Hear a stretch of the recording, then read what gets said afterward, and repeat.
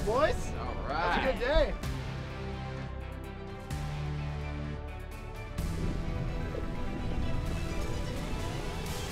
Any moment now, you're going to drift into a lifestyle, a mindset, a journey. The destination is the thin space, where sky and water blend, where fantasy and adventure collide, and where the dream you follow is overtaken. We won't start without you on Discovering Water.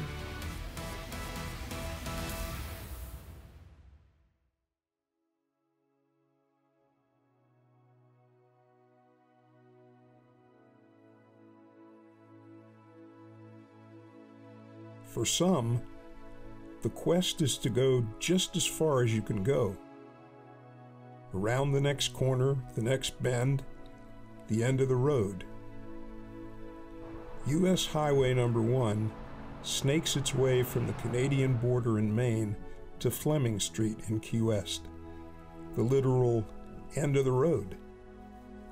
It's where dreams and dreamers have ever piled up against the very spot where the Atlantic Ocean and the Gulf of Mexico meet for the very first time.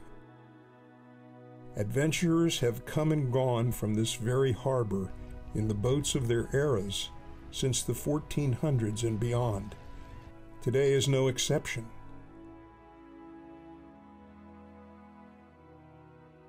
When you're in the Keys, there is no shortage of salty fishermen around, so we decided to bring a couple local conchs along for the ride.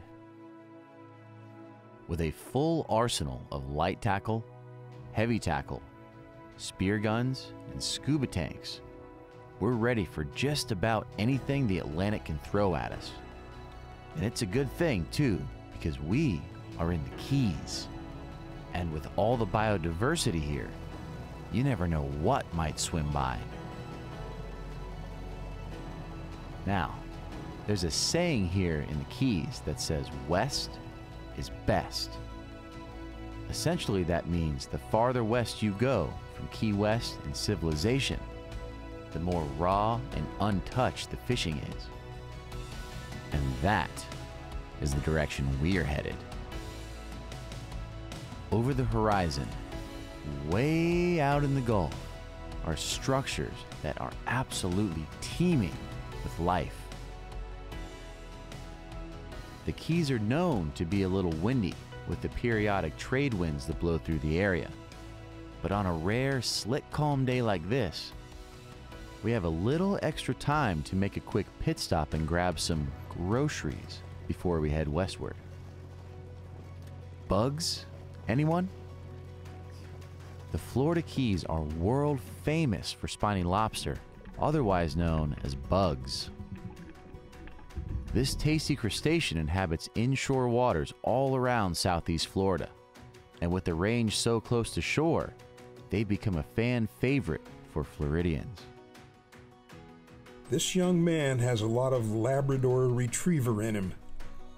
He gets a glimpse of water and he's in. There are a few ways to catch lobsters, but my favorite way is to throw on a mask, grab a net and a tickle stick, and go bugging. Spiny lobsters love to hang out around ledges. Just make sure when you're searching around that you have your wits about you. Some creatures you may encounter may not be so friendly, while others definitely are. This is not another world for Tyler. Things simply got a little wetter. The cast of characters has changed a bit, but it's still home. No matter where you find yourself on this planet, dolphins know where the best spots are, and they will often lead you right to the goods. Gotcha!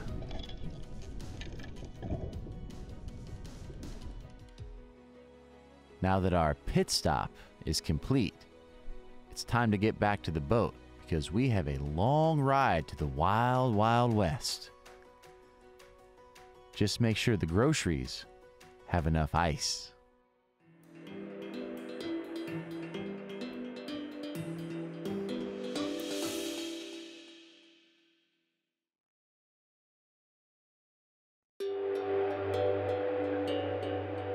Discovering Water is brought to you by Gulfstream Yachts. There's a certain anticipation that a fisherman experiences whenever they approach a spot that they've never fished before, especially one as massive as this. The bottom of the nearshore Gulf of Mexico is basically very flat and devoid of natural structure. The introduction of a place for fish to gather and to hide is no small occurrence. A large top-to-bottom structure such as this acts as a safe haven for all sorts of smaller fish species throughout the water column. And where small fish congregate, so do the big ones.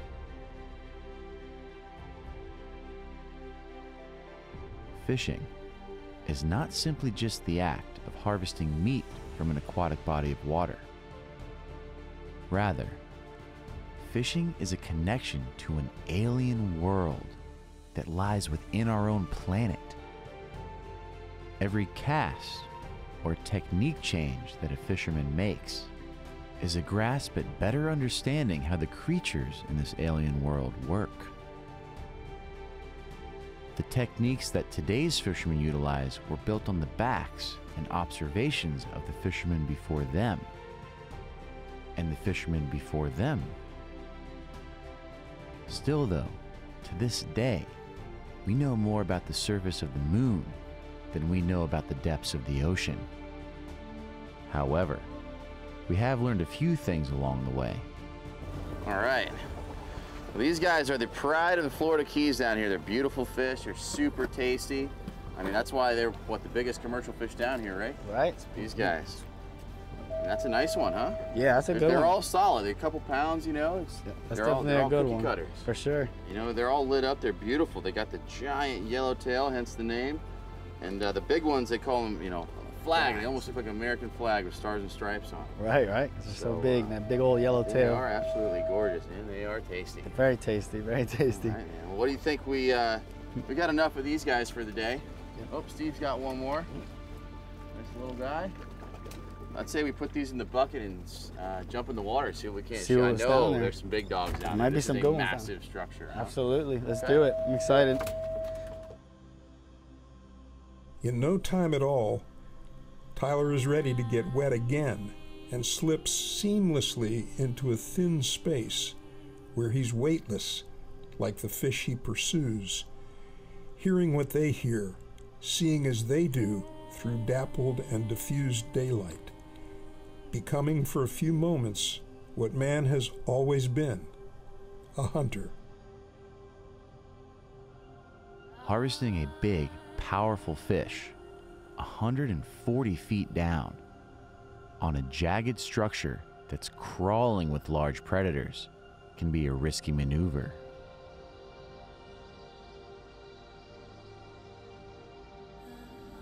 Humans are but visitors to this mysterious world. So it's time for this amberjack and I to ascend and return to mankind's normal, natural gravity. Back on Key West, there's a certain cultural tradition that we need to attend.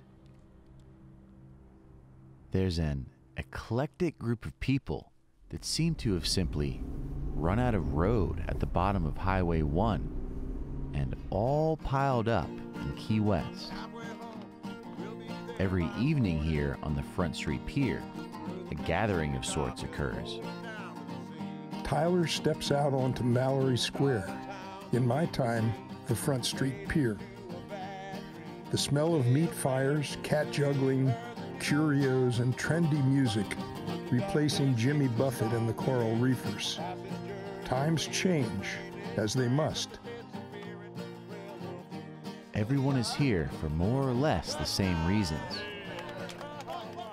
To be entertained, get a true feel of what Key West is all about, and make sure the sun goes down so we can all celebrate another fantastic day in the Conch Republic. After the sun slips below the horizon, what happens in Key West stays in Key West.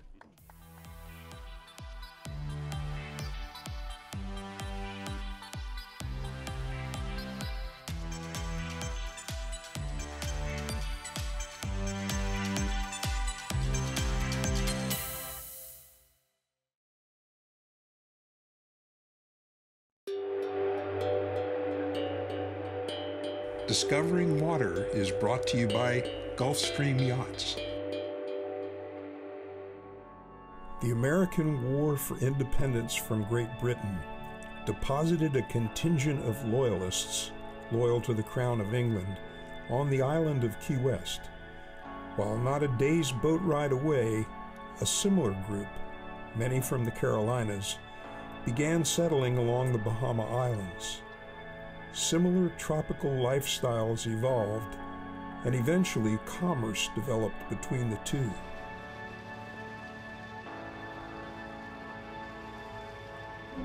With 1,000 gallons of fuel and over 2,500 horsepower pushing the 52 Gulf Stream along, the Bahama Islands are well within reach. The stunningly beautiful Chub Cay Resort and Marina is right in the heart of this island nation. The amenities and central location make Chub Cay the ideal destination to check in and access the rest of the Bahamas. The crystal clear Bahamian waters are calling. It's our time to answer. And the vast, barren out islands of the Bahamas, where the fish are big and wild. It's rare to even encounter another person in this place. But the universe can be very mysterious. I guess Tyler doesn't intend to stay dry, no matter what country he's in. Heck, this is my time to get out there and smell the underwater roses. And maybe even teach an old dog some new tricks.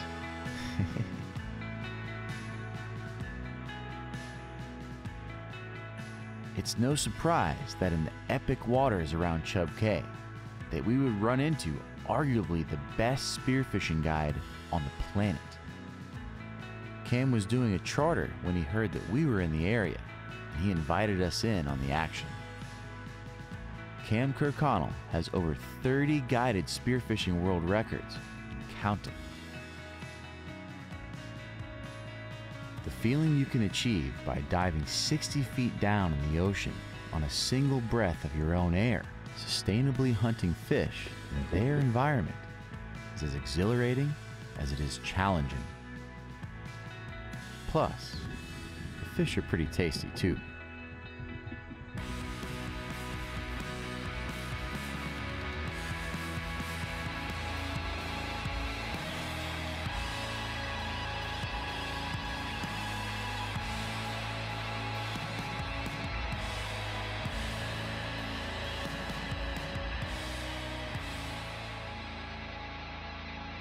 Hi, boys. All That was a good day. That was a great day, man. Good job, Tyler and Mick. Good job, brother. That was my Top first of it. tiger. It's pretty cool there. That ledge there Yeah. drops off from like 45 to about 55. Yeah, it was like, I mean, there was grouper poking out all over the place down there. It was epic. That thing's got some chompers, huh? Look at the, when they get big like this, they get a little ragged. Yeah, the big ragged edge there. It's awesome fish. Micker shot a nice mackerel. Nice, man. A fast mover. For like fish over here that we love to eat and catch, this is at the top of the list. These guys and rainbow runners make some of the best sashimi. Oh, yeah. So every single one of those that come by, we try to get them. Yeah. And obviously we straight away gild him and Yeah. bled him. Yeah. You got a nice tiger as well there. Thank you. Yeah, man. Yeah. Just went down, got him. Yeah, you're killing it, man. Thank you. We saw some bigger groupers. Yeah. And actually, I think you were on your way down to shoot one of the big yellowfins and saw this. This is better eating. Yeah. So as cool as it is We'll to get a take it. big trophy, I mean, this is Yeah, the this old is the best thing hoggy. right there. How big do you think that this grouper is right here? Probably right about what you said, probably like 12, 12, 13. yeah. And I think the record's only like 15 and a half, so Wow. it's not far off of that. No kidding. Yeah. Fantastic. These are old fish, man. Yeah. The tiger groupers of this size are probably the same age as maybe a 40 or 50 pound black grouper. So that's a pretty old fish. But wow. There's a couple of different groupers here that look very, very similar. Like Mick, hold his up here. A lot of people would look under the ledge and see that and be like, oh, it's a yellowfin. But this is a tiger grouper. You can tell the tigers because they're a little raggedy right here, and they'll have a little bit different stripes. It's hard to tell right now because of their coloration. They're all kind of blotchy like this. But the blacks, the yellowfins, and the tigers look very, very similar. Excellent, man. Well, grouper fingers tonight, and you guys killed the sashimi with the Ciro, man. Yeah, Good congrats. job, brother. Way to go, boys. You'll love what's up next.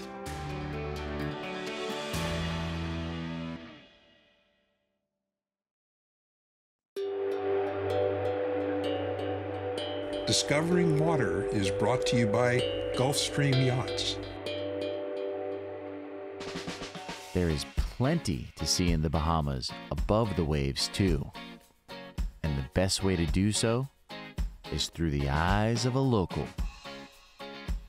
Our guide Kimball has agreed to show us around his home waters, and he promises there are a few surprises in store for us.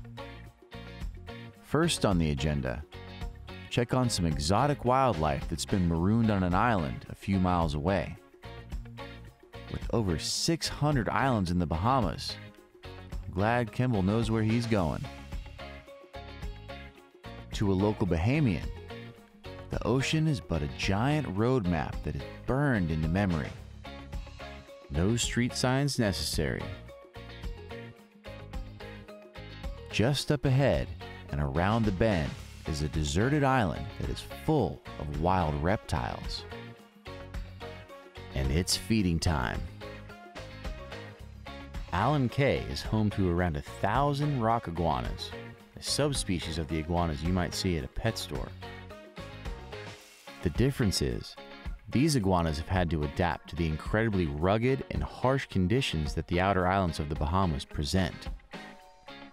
More common iguanas typically like to live in trees, but due to the numerous hurricanes that typically batter this coastline every 5 or 10 years, tall vegetation is nearly non-existent. Couple that with a scarcity of fresh water and no real reliable source of food, and it's a miracle that these hardy creatures have even survived here at all. That's where Kimball comes in. He and a few other locals come here every so often to feed these creatures and check on them.